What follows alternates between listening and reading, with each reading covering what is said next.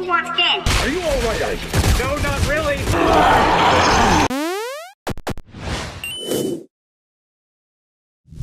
This Rev 3 Games review is brought to you by Slim Jim. Dead Space 3 is out. Should you buy it? Watch my review to find out. It's no coincidence that video game trilogies tend to be judged by their final installment. The story has reached its conclusion, the characters have had a chance to develop, and the mechanics have gone through several iterations, throwing out the ones that don't work and refining those that do. Visceral is no stranger to this kind of self-improvement, and nowhere is that more evident than in Dead Space 3. Perhaps the best example of this is the narrative, which was never exactly the highlight of the series, and yet suddenly conveys a sense of importance and finality. Our once silent protagonist, Isaac Clarke, has been roped back into duty with the promise of tracking down his girlfriend Ellie, and this time there's more than just necromorphs standing in his way. In addition to new characters and conflicts, we're also presented with a centralized villain, Danik White, the leader of the Unitologist army. His purpose serves to mostly distract Isaac from the greater goal at hand, and while he does provide far and away the best voice acting in the game, his villainy is largely unmemorable thanks to an underdeveloped backstory. Death is only the beginning, Isaac. Nature must take its course, and I can't allow you or anyone else to stop that. I have similar mixed thoughts about Isaac's partner, John Carver, who, like Danik, seems to fill the stereotype of a character without actually providing much substance. Sorry. Yeah. Don't be. We're not friends.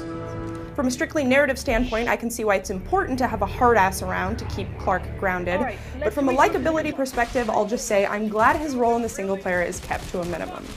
Speaking of which, those of you worried about the inclusion of co-op will be happy to know that it doesn't impede or detract from the solo experience.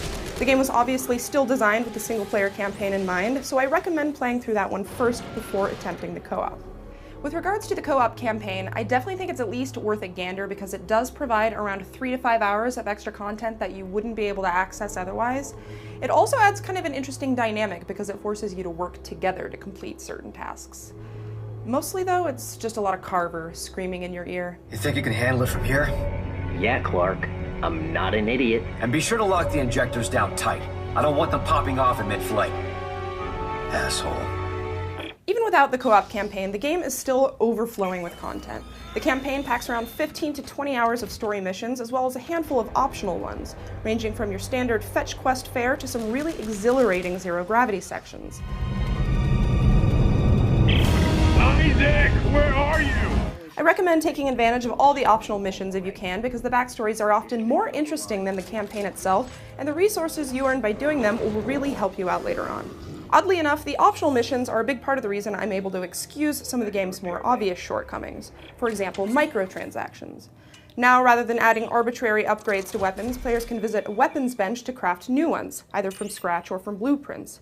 This allows for an endless number of combinations, so you can craft, say, a Seeker rifle with a stasis mod on it to slow down your enemies, or a gun with a Tesla core to throw them on their backs when they get too close. All the resources you need will drop naturally from fallen enemies, and you can deploy scavenger bots to gather resources for you, which is especially useful in wide open areas. Conversely, the game also offers microtransactions, giving players the option to purchase resources or weapon upgrade slots directly with cash. It's a desperate grab at trying to make a few extra dollars on top of the already $60 entry price, but truthfully, it's largely ignorable. By making regular use of the scavenger bots and completing all the optional missions, you'll most likely have collected enough resources to wield at least 2 ultra-powerful guns by the game's end. Those guns can also be dismantled and rebuilt at benches, so your resources are conserved. Furthermore, many of the blueprints that come pre-installed in the game, though cool, are completely impractical. I can think of very few instances in the game when a grenade launcher would be in any way helpful. Overall, though, I really liked the addition of weapon crafting to the series. I think it's satisfying to use, it's encouraging of experimentation, and it makes New Game Plus mode all that much more enticing.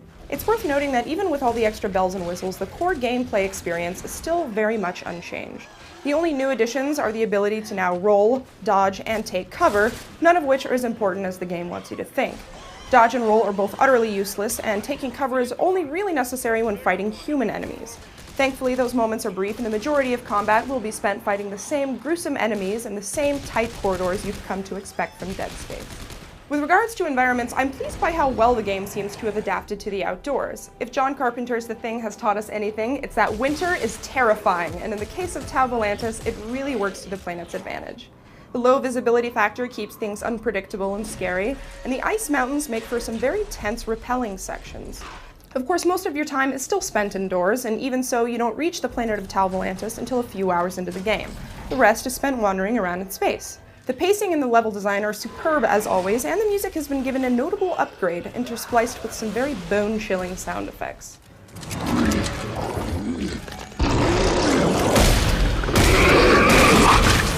All of this contributes to the atmospheric horror of the game, which pairs well with the new visual standard that Visceral has set for themselves. The cutscenes are cinematic, the set pieces are gorgeous, and everything looks polished to a T.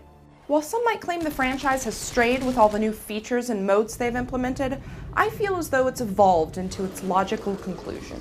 With the exception of a few minor gripes, Dead Space 3 feels like what Dead Space was meant to be all along. It's a final and fitting ending to one of the best action horror franchises of this generation. I give it a 5 out of 5. Alright, well that is my Dead Space 3 review. I hope you didn't hate it. As always, if you have any questions about the game, feel free to leave them in the comments below and I will try my best to answer them. And of course, if you have been playing the game already and you have thoughts on it, let us know what you think. In the meantime, Dead Space 3 is out. What are you still doing watching this? Go! Leave! Now! And subscribe for more videos.